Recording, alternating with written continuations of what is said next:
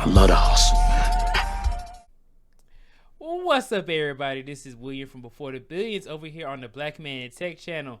Today I have a special treat. I have a special guest with us today, Tobias, who runs the Tobias the Traveler channel. He is also a product manager, and we're going to be discussing what is it like to be a product manager, how do you become a product manager, and then also what steps that you can take in order to maximize your ability to be able to get into this position, and also if it's actually for you or not. So let me go ahead and turn it over to Tobias and say what's up. Hey Tobias, how you doing today? Oh, life is good. Thank you for having me. B2B Will before the billions. How are you? I'm doing well, doing well. Glad to have you up here. Same. Appreciate the invitation. Yes, sir. So, Tobias, let me hear a little bit about you before we go ahead and get into what it's like to be a product manager. Can you kind of like plug, either your YouTube channel or anything that you're doing so that way people can support you? Cool, cool. Yes. So I do have a YouTube channel. It is not, associated with product management. It's actually associated with travel, international travel to be exact. And it's called Tobias the Traveler. Been run around the world for the better part of my life. It is, my number one passion. I love being in other countries, hearing different languages, smelling the air, tasting the food, having the warm water at the beach between my toes. That's me. That's, like I said, my number one passion. So outside of being a father, that is it. Go check it out, Tobias the Traveler. Aside from that, who am I? I'm a product manager. I am a better word for product manager, I think, is problem solver. Product managers solve complex problems, but try to break them down in a way that anyone can grasp what the actual problem is, then work with a team to deliver solutions to meet those problems. That's awesome. That's awesome. Glad to hear that.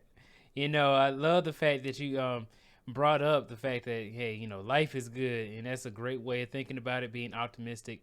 But then also, we're gonna go ahead and get into how your position that you're in now as a product manager can afford you the ability to travel internationally comfortably, might I add as well. So, do you want to kind of go into, pretty much how your job or your position is able to afford you the traveling that you're doing now?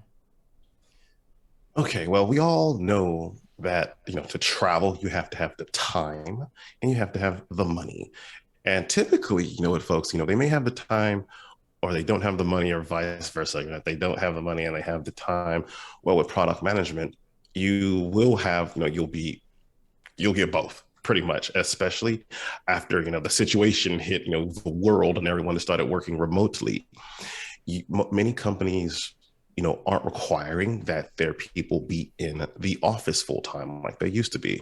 So with that, you being able to work remotely, and then with the finances that come along with it, you can pretty much, be where you want to be as long as you make your calls. You're doing the job itself.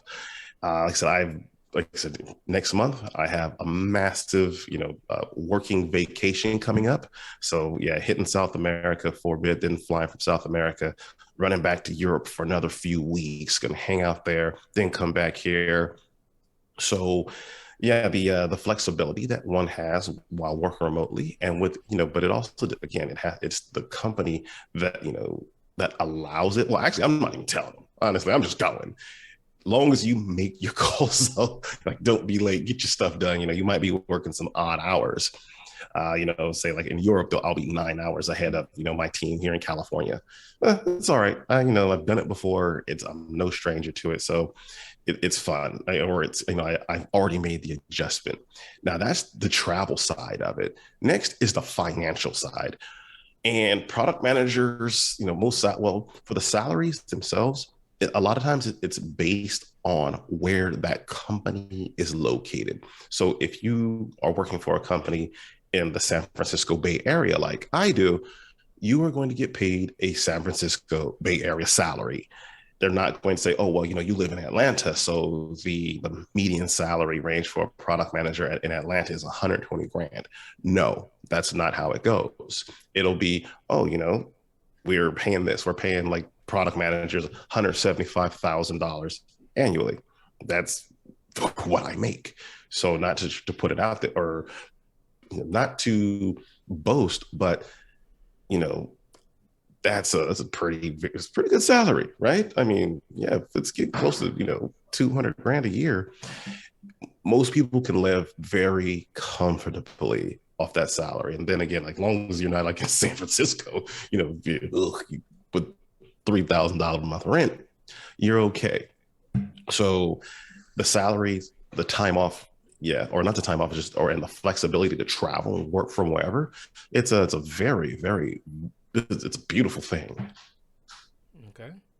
Yeah, and I know that you brought up the fact that you live in California and you work with people in Europe, and a lot of companies are now allowing you to work remote. When is the last time that you actually had to work in an office? You know what? The last time was in 2017, 2018. I was living in Australia, and I had a company, they liked me. I had interviewed with them. Things went really well. I ended up getting the job. So I moved to Australia, and I'm, working in the office in Australia. They weren't going to allow me to work remote, which I kind of didn't want to work remote. Then I'm like, hey, you know what? If I'm going to be able to live and work in Australia, let's do this. And yeah, that was yes, 20. I left that company. I returned to the United States in May of 2018. So yeah, it was the last time. I haven't been in an office since. And prior to that, I actually started working remotely in 2015. So yeah, I've been remote a long time. Okay. And you've been a product manager the whole time that since 2015? Yeah, actually before then. Okay. And so let me just hear a little bit about how you were able to get into this position. How were Okay. you able to obtain a position as a product manager? Well, all right. Well, I didn't. Many people who come into product management, maybe they used to be software engineers, or maybe they were a UX designer, user researcher, or maybe they went to Stanford or UC Berkeley, High School of Business to get like an MBA or Harvard, right? And because they have that education or that work background, they can transition into a product management role. That's not how I got into product management, like at all. I came from the other side. In 2010, right now, I was looking for a job. I used to own a kickboxing gym. Got bored. I applied for just like a basic customer service role at a mobile games company in the Bay Area.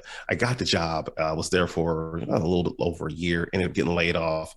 Applied for another job. It was just customer support, like answering emails, live chat, phone calls, customer support.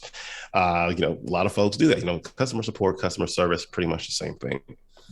And I was what's that? I got laid off, applied for another gaming company. Now, when I applied, I saw like the job description on the website, Indeed.com. Sent them my resume. They hit me up. They're like, hey, Tobias, we like your CV. A CV is a curriculum vitae, which is same thing as a resume. We like your CV. Let's talk. And I'm like, all right. But they said like, let's kick things off with a Skype call. I'm like, Skype? Who? This is 2011. Who's having Skype calls for a preliminary phone call? And that's when I looked at the company's website, and I see they're in Berlin, Germany. So I'm like, oh man, I do some research on them, and they're like, oh well, everyone who comes to work for this company, the company was called, or still is around, it's called Wooga, Wooga, gaming company. Everyone who works for Wooga, you have to relocate to Berlin. We pay for all that. We'll give you a signing bonus. It was just like the dream. I'm like, whoa, you're gonna do all that for me if I get this job? I ended up getting the job and moved to Berlin 5 weeks later. Now, this was doing customer support. A few weeks into that, right, a couple of months in, I was always asking questions like every week. We'd have our all hands meetings, and that's where like our CEO Jens would provide like direction, for the company. This is how much money we made. This is what we're still looking to achieve, and all that good stuff. Cool. And again, I was always asking questions. Now, I was asking questions about our competitors, like, hey, this company is doing that, right? We have games similar. How come we can't do something similar? Because our players, our users players, aren't as happy as their players are. Because I'm reading Facebook reviews, I'm reading the reviews on the App Store and all that stuff. And with product management, a strong part of that is, how can you acquire your customer, right? Once you got them, then how can you engage them, right? How are they using your service? How can you retain them? How can you like keep them coming back? And then how can you monetize them? How can you make some money off of them? And this is something I had done while like, having a kickboxing gym. So asking all these kinds of questions, or asking questions circled around those four areas, right? It's called ARM: acquisition, engagement, retention, and monetization. you know it was noticed, right? Or people started just noticing, like, hey, Tobias is asking some great questions. My manager, right, Fabian, he's like, hey, all the questions you've been asking haven't gone unnoticed, and some people want to talk to you. I'm like, what? Some people want to talk to me? It ended up being a job interview. So I went in, just started talking to some folks, and next thing you know, they're like, hey, man, they started asking me about how I would solve problems, and like at a high level. They wanted to see my thought process, right? Because you can say, oh, I want to do this, but they were asking me, hey, what's your thought process on X, Y, and Z? And I'm like, okay, well, what's the actual problem? Let me understand that first. And then they're like, oh, okay, that makes sense to us. So they're like, hey, you know what? You're great at this customer service job, but we actually think you'd be better as a product manager. And, you have the business acumen already, but, you still have to grab the technical skills. And, we have a strong team that's here that can help you. So do you think you'd be interested? I'm like, yeah. And this was after like 2 months, 2.5 months of doing like customer service work.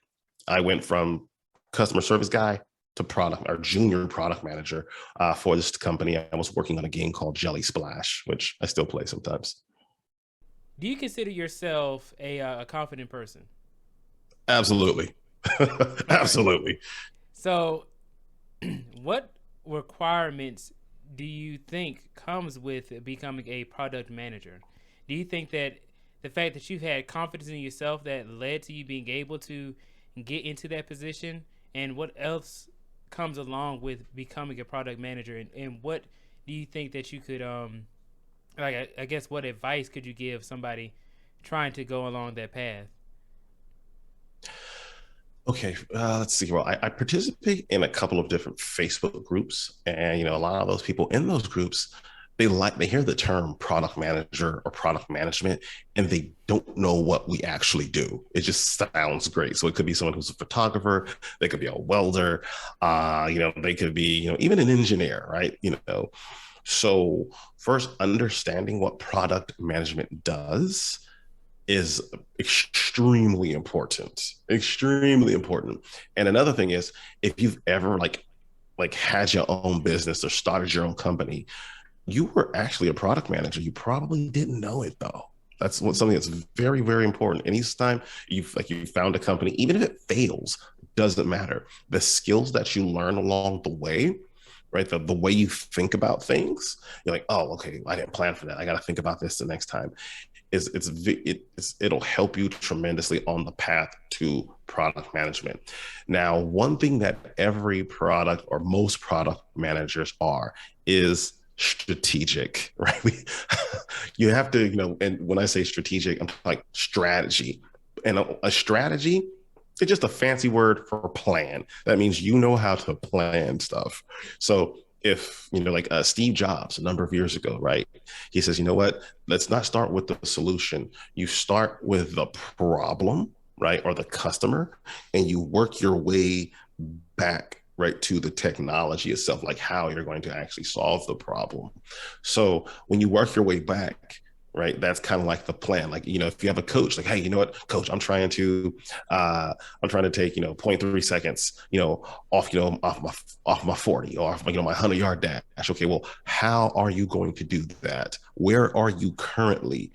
Right. And you set forth a plan that you execute on. So the first thing is having planning skills or strategy skills. Anyone can develop, skills and strategy. Some people have them, they're just born with them, and you can still get better at it. Others not so much, but then they can still learn it.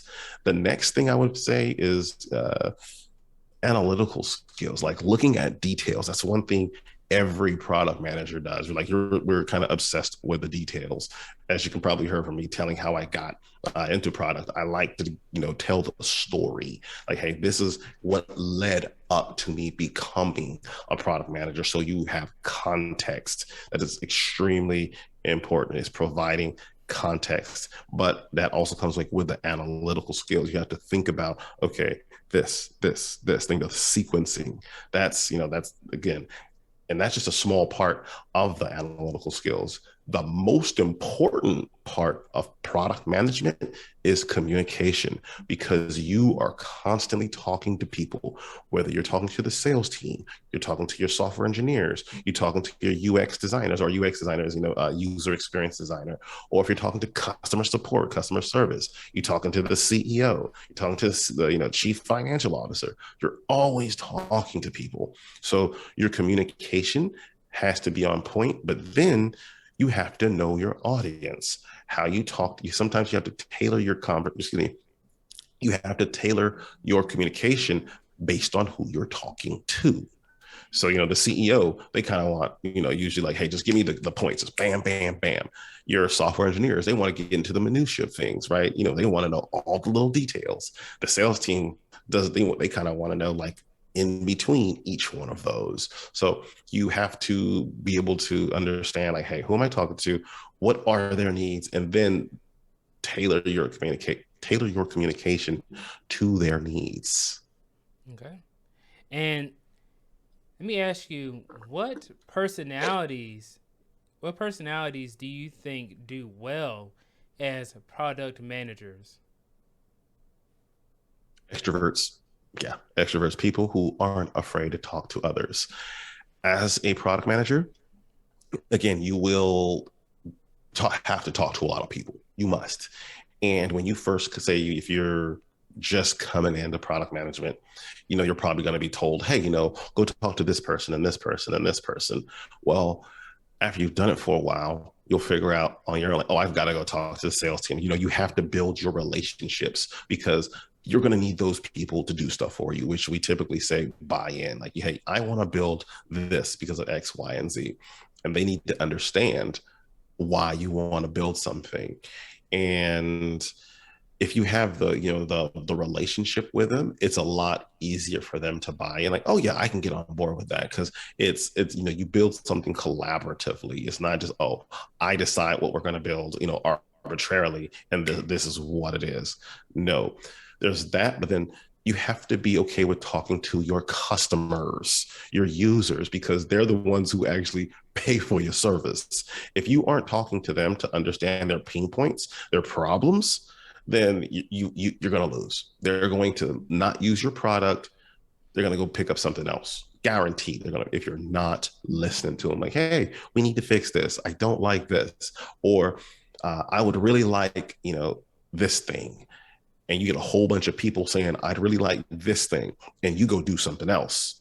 Why would you do that? Unless maybe it's like, some infrastructure work. Like, hey, well, if we want to do that thing that they want, we got to fix this underlying issue first. Okay, that's a priority. That makes sense. But you still want to listen to your customers. You still want to be talking to them on a regular basis, at least once a week, talking to at least one customer. Okay. Which personalities do you think do poorly or could improve themselves to be able to be a product manager? Um, if right, most people who don't, I've seen that didn't excel at product management, they're not, you hear the term people person. I'm a people person. if you're not a people person, like again, if you don't like talking to folks, product is not the job for you. It just is not. If you are afraid to just reach out to folks, like so, like, it's not going to work. You have to uh, because you are pulling information in from people. Like, I need this person's input and that person's input and that person's input. If you're a person who waits for someone to talk to you, that's not going to work. Like, I know many engineers, they're like, nah, I don't see how you do it, man. That's cool. I can't do it. Just tell me what to build. I'm great. I'll build the thing. Awesome. But they aren't going to be out there talking to all those people to get, all that input and then try to make sense of it, bring it to the team, share it out and all that stuff. That's not what, some people do. So like I say, if you're a bit of an introvert, it may not be the best, okay, there's two types of product. Oh, there's more than that, but you have like front end work. Front end work is typically what you see on your computer screen or on your phone screen, right? That's the front end. Then you have back end. That's all the stuff like you don't see, like your database or your APIs and all that stuff. So you'll have a front end product manager, which is what I am. I'm all constantly talking to people. You have your back end product managers. They aren't talking to the customers. Like, they actually usually talk to, more of the engineers and all that stuff. So those individuals, they'll be great, right? If they're very technical. I've seen most technical, like really, really technical product managers, they don't really talk to the customer like that unless it's a super technical product. If it's one where, like a video game or, Lyft or something like that, it's really sitting on your phone screen.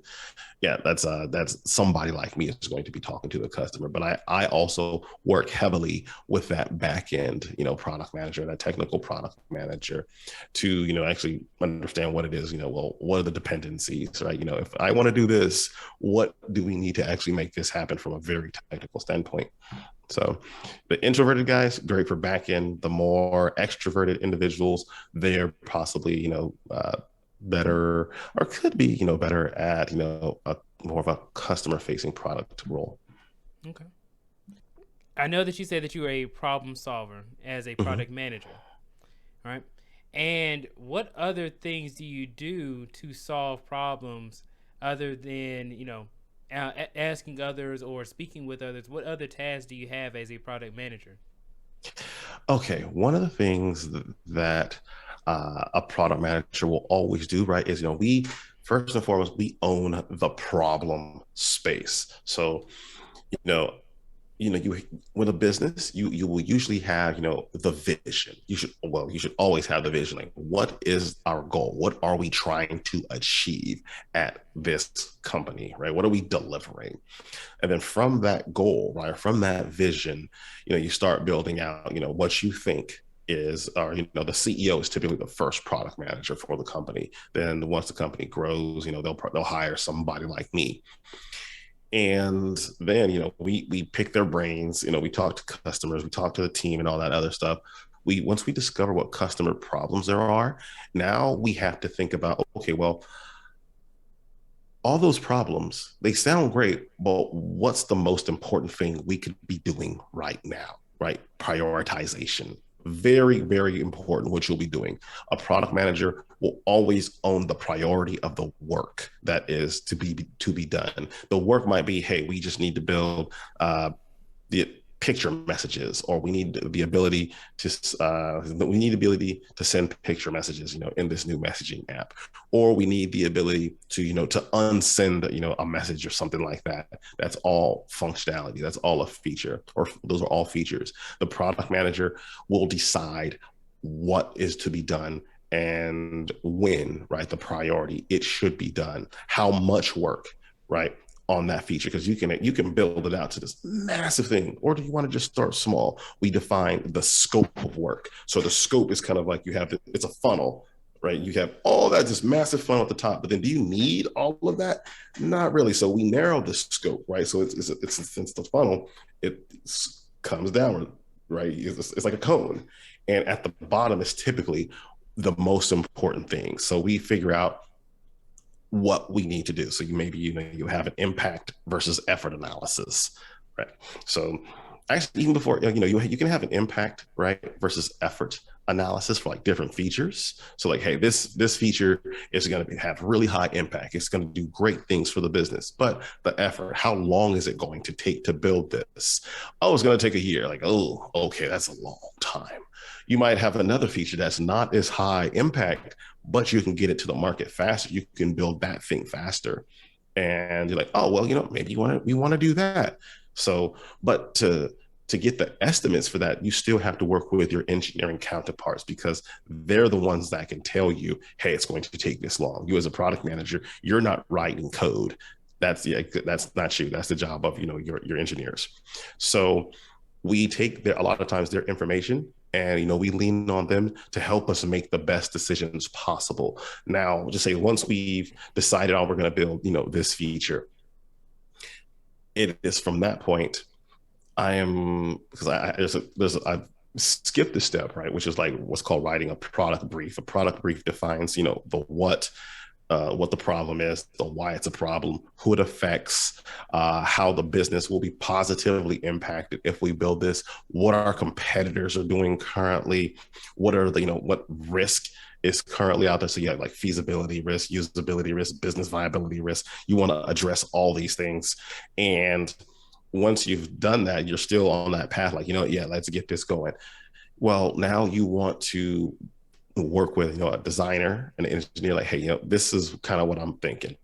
And the designer, a lot of times, if you're just like, what does this first screen look like, you write up this thing, just say like a user, what's called a user story. Your designer will go through it and like, oh, okay, I can understand what you're talking about here. They take your words and they translate your words into what you see typically on a screen. So it won't even be a prototype just yet. It'll be something like what we call wireframes. And a wireframe is similar to, it's like a blueprint, like for a house. Like, the construction folks, they see like the blueprint that the architect has given them, and they're like, oh yeah, we can build this. They see the blueprint. Okay, yeah, this is great. That is great. Oh, but you know what? You might need some more support here and here. The team goes through it. And so your designer uh, creates like the visual of the words. And then the engineers come in and they think about, okay, well, this is what it looks like on the screen. They have to think about how they're going to build that. And they're like, well, that button you have right here, if we moved it over here, actually, if we moved it to a different place, it'll take us like a week less time to do. Like, really? Yeah, it'll take just moving sometimes just moving a button to another place can cut down the time to market. And because it may not seem like it's a lot of work, but like I said, even just button placement, how it sits in code, like what it all touches is very complex, or can be extremely complex. And we as product managers are like, okay, I kind of want it there though, because the experience of how people are going to use it, it just makes more sense. It's up to us to weigh up those trade-offs. That's one thing you're also going to do, is weigh up the trade-offs or the opportunity costs. If you do this, then what else is there available that you should be doing, that you could be doing? Is it more important to do that's going to take you a couple of more weeks and provide a better experience, or compromise the experience but get it out faster?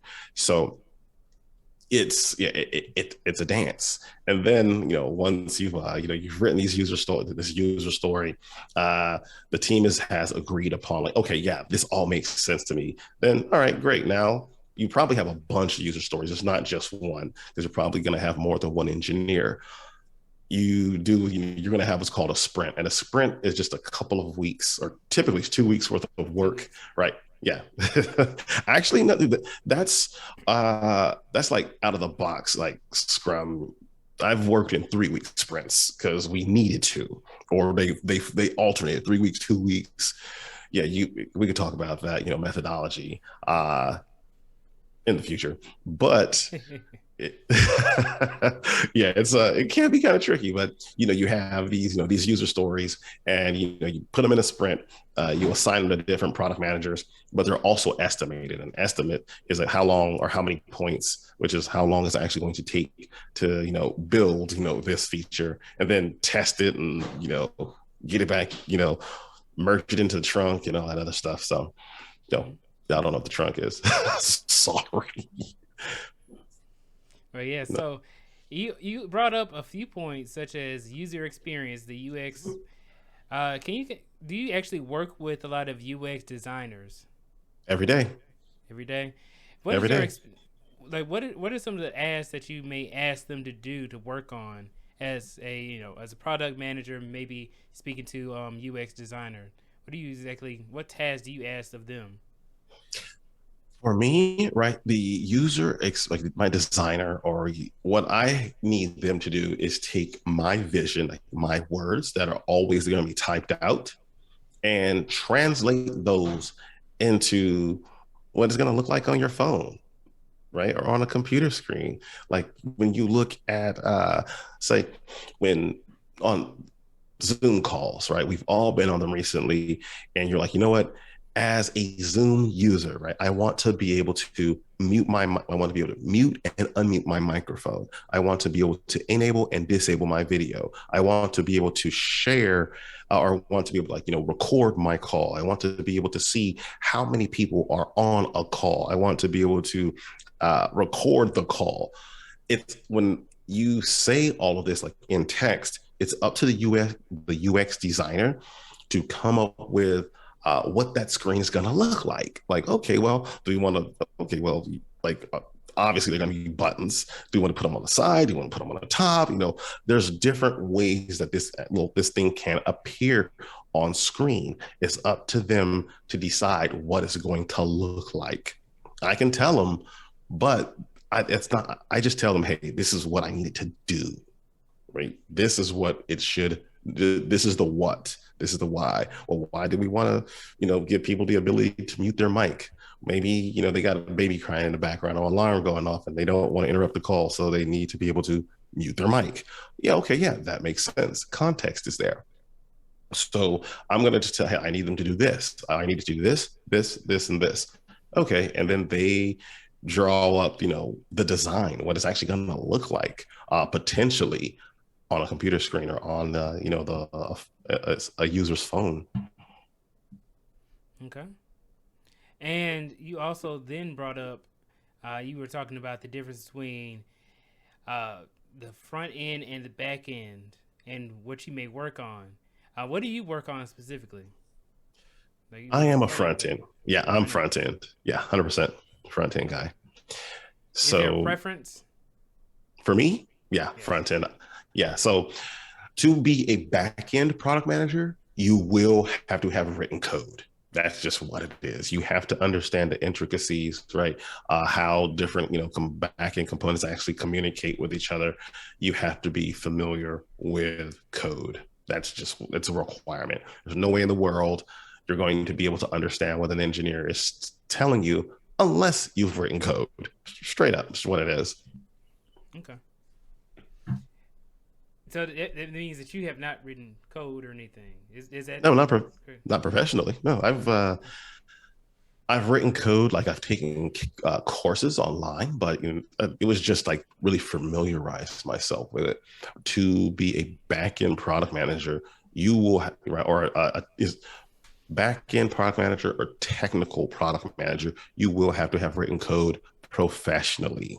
That's, yeah, you were an engineer who transitioned into a technical product management role. Okay. And does that mean that would it be hard for you to make that transition if let's say you get an offer for a back end product manager and it's way more money than what you're making now? Let's say they give it to you. Would you take that kind of position, or would you say, "Hey, I'm going to look for more of a front end product manager position"? Well, first, that role wouldn't be offered to me because they'll, in the interview process, right, they're going to realize, oh, his skill set is not the same as a back end product manager skill set. He's a front end product manager. I wouldn't even, yeah, they wouldn't even talk to me for the role. Honestly, they would not. It's just, and that's okay, right? Because they are different, right? Mm-hmm. They're just different positions. So well, even if a company, right, actually a company wanted me to write back end, or not write back end code, but they wanted me to do back end product manager work. And I'm like, that's not me. I can't do that work. I don't understand. And I'm not going to try to play the game like I do. I'm not going to lie and say I can do that job. No, you're going to have to hire somebody else. Don't try to kill two birds with one stone. Those are two separate jobs, and they're both going to require a lot of work. You can't, yeah, no, nah, yeah, Okay. it wouldn't work. Yeah, Okay. And as a product manager, do you conduct interviews? absolutely. Oh, well, hold on. What kind of interviews are we talking about? Like customer interviews, or are we talking about like being a part of the hiring process for a new teammate? Hiring process. Both, but Okay. yeah, both. So, but that also depends a lot of times on how long you've been with the company. If you haven't been with the company long enough, right, you don't understand the culture, you may not be invited to be part of the hiring process. Now, yeah, if you have been, oh yeah, they're gonna be like, oh hey Tobias, right, or hey B2B, hey Will, can you jump on this call? We have like this new individual who is, you'll be working with them directly. Talk to them, right? Talk to them. Cool. Okay. So yeah, so All right. And then what are some things that you look for in the hiring process when you're interviewing somebody? Now, okay, it depends because see, I'll talk to engineers, I'll talk to other product managers, I'll talk to UX designers. So, can you I guess narrow it like down? I guess like generally, like what are some things that you look for in just a team member, regardless of the role specifically? What are some things that you just are looking for as like a person you would want to work for or work with? Okay, what I look for, right, is first, someone who for confidence, right? Speak to me with confidence, but answer my questions. Even right, just answer the question. You'd be surprised that when you ask someone a question, they talk completely around it, or if they don't understand it, they don't say, "Hey, can you rephrase?" So like they can get a better understanding of what's being asked. Answer my question. Pretty simple. And it doesn't, if you want to give me a long answer, kind of long winded, cool. If you want to give me a short answer, that's great. But then realize if you're a product manager, I'm going to probably dig in a little bit further. I'm probably going to ask you how you got to that answer because I really want to understand your thought process. Is it confidence? Answer my question. Oh, ask me questions. So, say if we were talking for like 45 minutes and usually, I'll ask you questions, right, for like 35 minutes of that 45. That last 10 minutes is all you.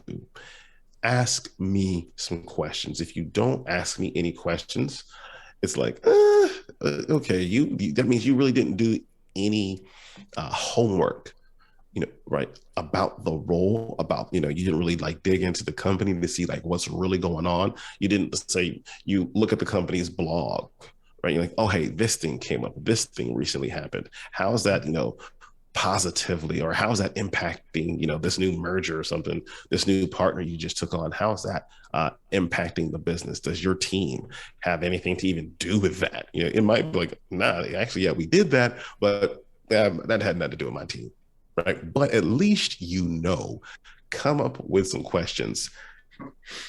Excuse me. And I'll tell anybody, have like, I have a list, right, of questions. So when I'm talking, so if I was interviewing, most like HR companies, or not companies, most HR teams, they'll tell you, hey, you'll be speaking with this person. He's the director of, user research. You'll be speaking with the vice president, right, or the VP of technology. You'll be speaking with like the CTO, or the, chief technology officer, or you'll be speaking with the VP of product. Or so when they tell you who you're speaking to, you got to know that how they work with the role that you're applying for, let's say specifically product management. You should have some questions about how those teams work, right? So hey, it can how is, like, say if I'm speaking to, a UX director, so how is, the communication, right, between, like you or like, the UX team and the product management team, right? Is it, are you highly collaborative? Are you working very closely together? Or is it kind of like, one off? Is it hit and miss? Because you really want to know these things, because some companies you'll see not everything is perfect. Some folks they don't talk to each other, and that's not a good thing if teams aren't talking to each other. So Okay. Now we can get a little bit more specific now that we're going through the general. So, with that, you said that you work with UX designers, you work with developers, you work with other product managers, and also project managers. This whole list of people that you most likely have worked with, Scrum masters. yep. So, with that, let's go into the developers and your interviews with them. I want to ask you, what are some things that you have noticed that some developers can do in order to improve their interviewing skills, or what are some things that you've noticed that people make mistakes in with their interviewing, and how can they improve on that? Let's see. So you're asking ways that developers can actually improve their interview skills, correct? Yes, All right. from your So observation. yeah. So if a developer is talking to a product manager, one way they can improve their like their that communication skill is asking, like, so hey, how do you collaborate, with your developers? Do you, like, because there's many ways we can we can communicate with developers, or collaborate with them. Are you bringing your developers in early, so for like the problem discovery, or the continuous discovery process? Or are you just like, oh hey, this is what we're building and why, and you just kind of like toss this this user story over the fence and hey, I need you to build this.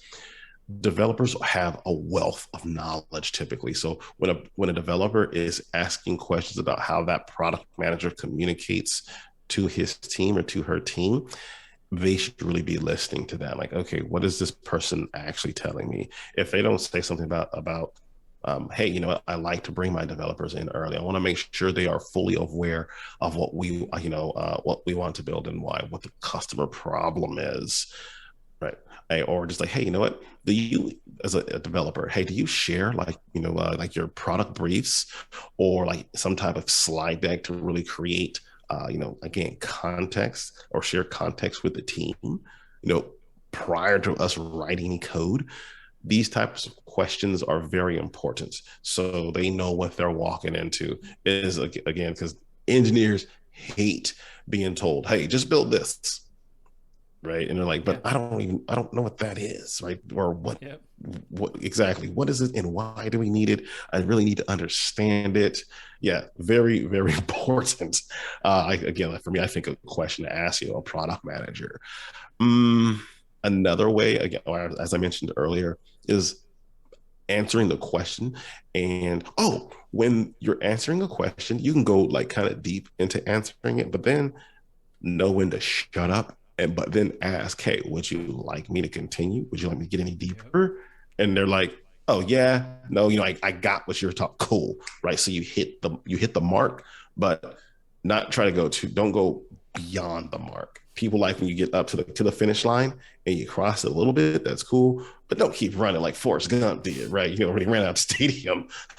He's like, hey, is this cool? Like, really simple. Is this enough? Would you like me to go on? Would you like me to continue?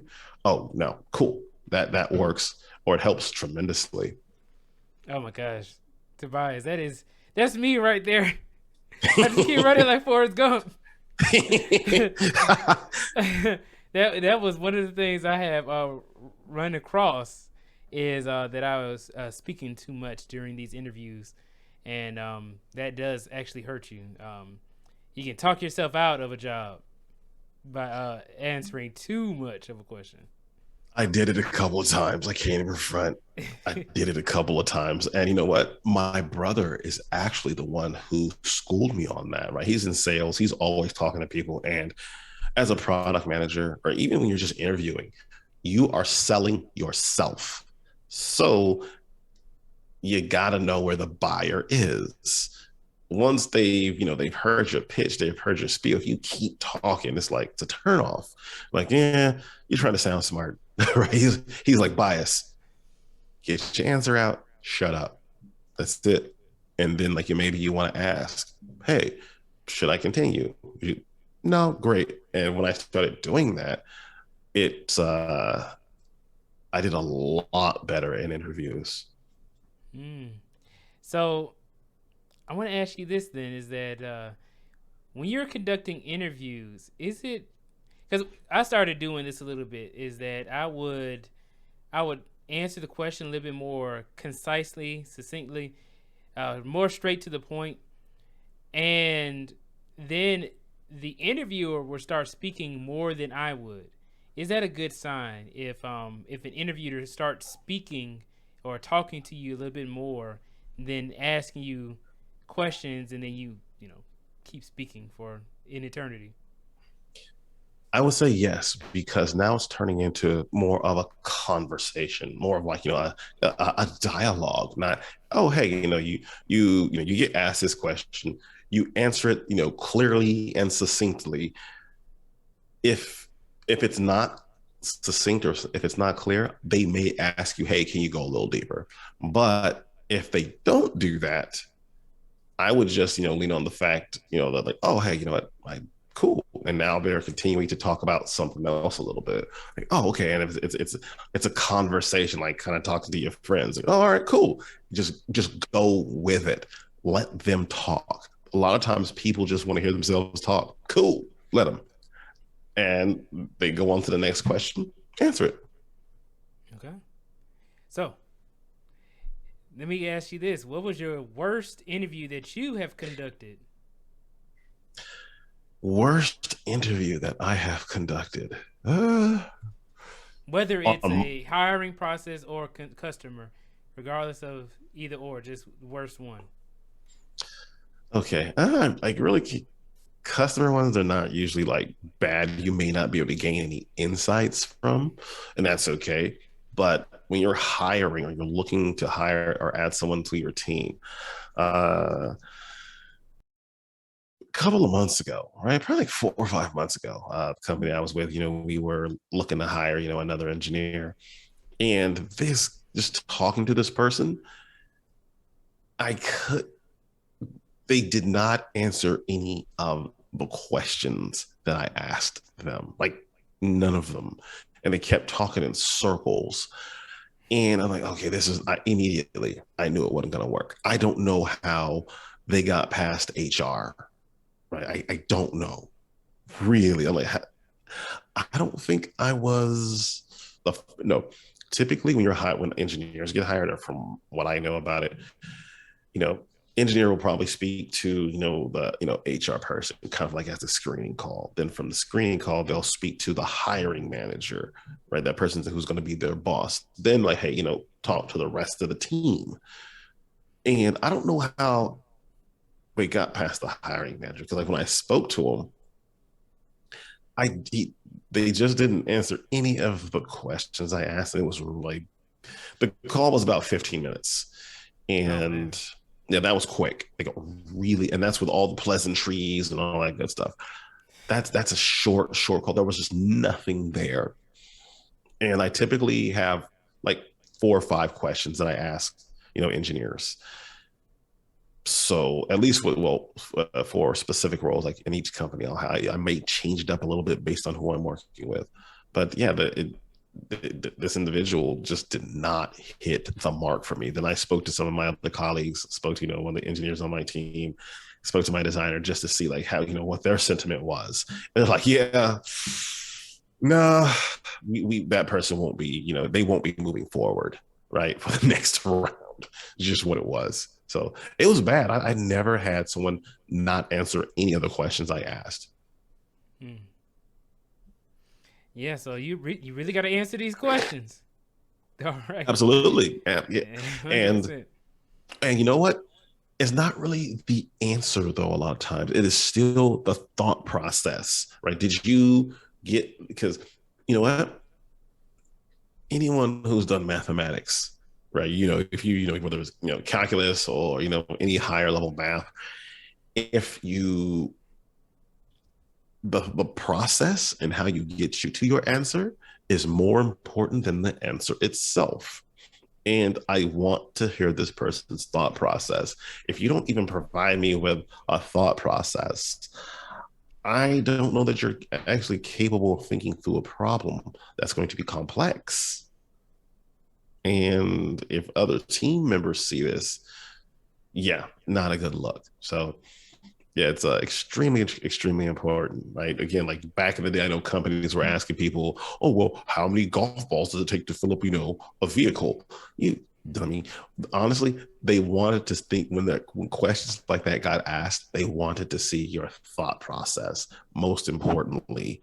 And again, if I'm not hearing the process, like here's okay, that's the goal. Well, I want to work backwards. I want to do this, this, and this, and this because of X, Y, and Z. Oh, then I got to think about this and this, and oh, okay, cool. It makes sense. There's order, right, in the thought process. Even if it was wrong, there was still order. You can make minor tweaks here and there and get to the right answer. That it's not about the answer. It is the thought process. Didn't get any of that. Okay. But yeah. So Tobias, got one last question for you. Is that do you think that being a product manager was probably one of the best positions for your personality and situation? Absolutely. Oh yeah, it is. Okay. Couple of months ago, right? I was well, I remember a couple of years ago. I remember, Kevin Samuels mentioning, taking the strength finders, right, by Gallup, right? Gallup, they do, national polls and all that stuff. This is a legitimate company. And he was like, if you take the strength finders, it will actually help you understand who you are, as a person. And the company I was working with, they had asked me even before I'd heard it. Kevin just kind of like brought it back to my forefront, right? Like on my mind was like, hey, you know what? Maybe you want to take this strength finders thing. So I did, and it told me exactly who I was as a person, especially within business. And it was very, very enlightening because the people will ask you, hey, what are your strengths? And a lot of times they're thinking, like, what are you, you have your personal strengths, your professional strengths. It gives you all of that. And, there's 34 of them. My top five, which I got from this, this, what do you want to call it? Exam test. There's a lot of questions. It's not like, oh, I'm extroverted and blah, blah, blah. No, it's not like Myers Briggs. It goes a lot deeper. My first one, like my first strength, very top. I'm strategic. The next one is I'm analytical. The next is I enjoy competition. I have very high focus. And the next, I'm a relator. And it breaks all of those down into who you are. You read through them, I guarantee you'll see who you are. Now, Kevin Samuels mentioned, hey, go check out, Jeff Liscombe. He's a friend of mine, blah, blah, blah. So I looked up Jeff Liscombe and he and I had a conversation. I learned a lot about how all of those strengths play into who I am as a person. And the funny thing, I say I've done product management role and I've done product owner role. Product owner and product manager, they're different roles. Okay. And the one thing he pointed out, right? Typically in a product owner role, you don't have anything to do with the strategy of work, right? How work is, or you don't have anything to do with the strategy or like actual planning of initiatives. And he's like, you probably left a job because you could not use your, the skills, right? Your strategic skills, your skills around strategy. I'm like, yeah, I have actually. And it was just kind of funny how he was actually able to pull that out. He's like, just talking to you. He's like, yeah, you seem you're very self-aware. You're very self-assured. I'm like, I am. This is just who I know it in my own being. I know this. But when I went to the strength finders thing, talking to him, oh man, I learned a ton about who I am, how I operate, what's great for me. And product management is like product management or being a company founder is great for me because again, I get to be strategic and analytical. So it works. Yeah. So, Tobias, I really got to ask this now. I know that was supposed to be the last question, but how do you gain the confidence in yourself like this? I know that we were talking about you had to be an extrovert. I think that would be the best situation for being a product manager. But I mean, like a lot of developers, a lot of people who may want to get into product management, they may not have that confidence in themselves. And how do you actually build that skill up? Well, for me, like, I've had a lot of failures in life. I honestly, I have, but I've always known, it's just always been in my heart that I can do whatever I wanted to do. No one can tell me, oh, you can't do that. Oh, really? I can't? Watch me. That's just me. It wasn't something that, it had to be, I had to be taught. I remember I was in what I think I was like 7 years old, and I got into a fight. Then I got into karate, started learning karate. And then I fought the kid who beat me up when I was like 7 years old. From that point forward, I'm like, oh, I can do whatever. I beat Yep. up the bully. Yeah, oh, I can do this. Even if I fail, okay, so what, you failed. I don't worry about the failure. What happened? Why did I fail? And understanding it and then figuring out, well, how can I learn from this? Very important. Not just, oh man, I failed. Duh. F all that. No, I'm not about to worry about that. I have to move forward. And most people, a lot of folks aren't moving forward. They'll take like one failure and they just kind of like wallow in it because, oh, that the pity party, the sympathy that you give for people, F all that. Go push forward. Keep pushing. If you don't, what you doing? You messing up. You wasting time. That's how I see it. You are wasting time. I've never been that person. We might procrastinate, okay, but push forward. The confidence that I've had, a lot of it stems from, like I said, the hurdles that I've had to overcome. And I'm going to tell my full story here pretty soon. I don't know where I want to tell it because I was talking to Suzette Speaks, a couple weeks ago, but I didn't give my full history on how I got to where I am, and I guarantee you, I'm gonna blow people's minds. They're gonna be like, "What? This for real?" It is definitely uh, a story, and it'll show people that whatever you have going on, you can overcome it. Do you want it? Do you want it bad enough? How hungry are you? I've always been hungry. I've failed a few times, even as a product manager, got fired from a couple jobs. So what? I kept pushing.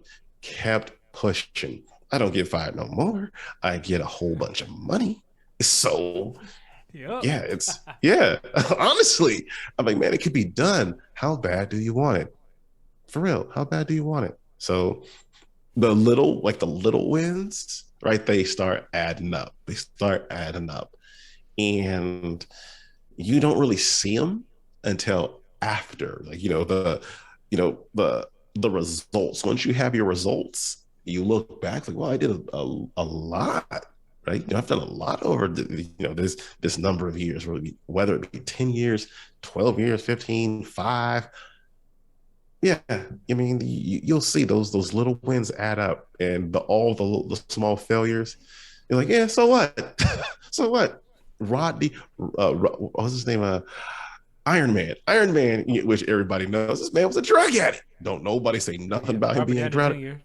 Yeah, Robert Downey Jr. He was a drug addict, in and out of jail, orange suits, all that. But people don't say that. They don't talk about him no more. They don't talk about his past. He was able to move past that. He knew he was destined for greatness. He just kept pushing forward. I think a lot of people just they give up.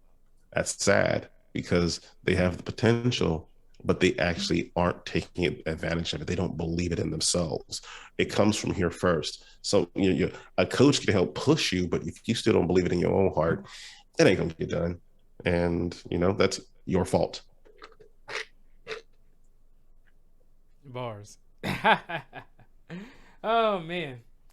Well, I love that, man. It's great. I think that a lot of people can gain some value from just listening to, not only your story. So whenever you decide to tell the full story, I definitely will be in attendance and watching, and I will definitely share it out as well.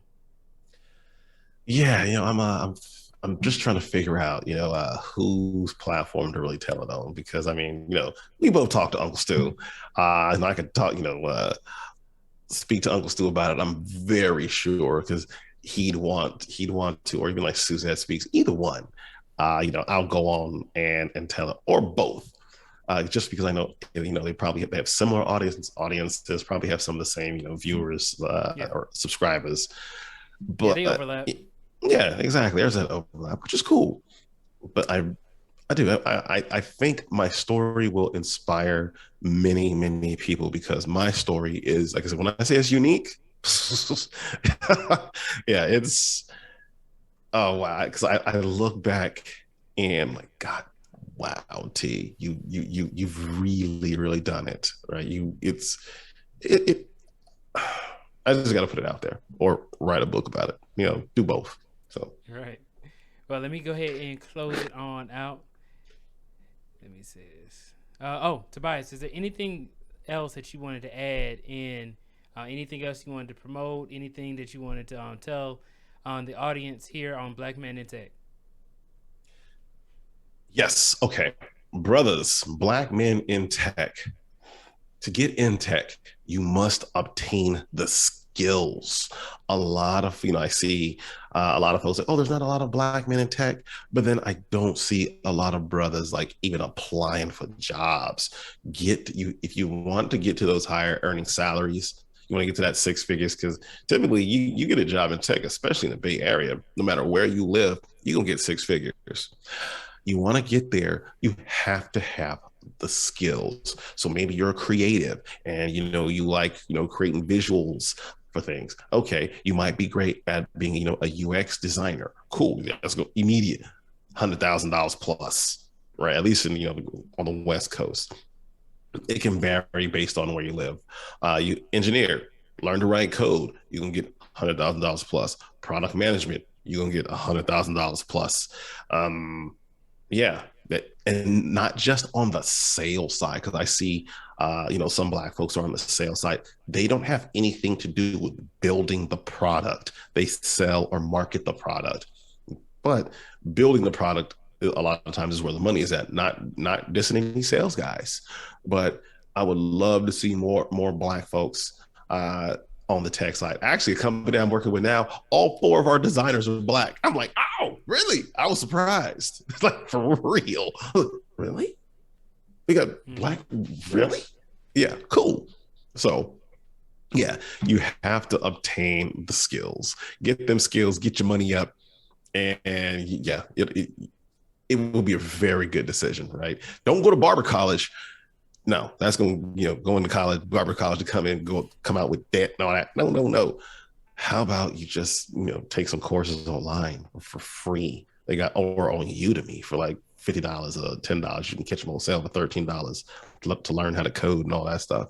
So obtain the skill set and change your life if you need to, if that's not where you're at. If you want to do more, if you want to get into tech, yeah, man, get the skills. And yeah, as soon as you do, you'll find out life will get good. Might not be easy, but things will get better. Yeah, I appreciate that. Thank you so much, Tobias. Tobias the Traveler on YouTube. I'm about to run around the world here. Next month, got like 7 countries I'm about to hit. So yeah, you should come. It'll be oh man, it'll be a lot of fun, bro. All right, that was another great interview that we had over here on the Black Man in Tech channel with Tobias the Traveler. Thank you guys so much for tuning in. I really appreciate every single one of you for watching this video. rocking with the channel. And also want to give a huge shout out to all the new subscribers that we've been getting over here on Black Man in Tech. We are going to be coming out with a lot more interviews and a lot more content on this channel. So please stay tuned, and I will see you all on the next video. Thank you guys so much.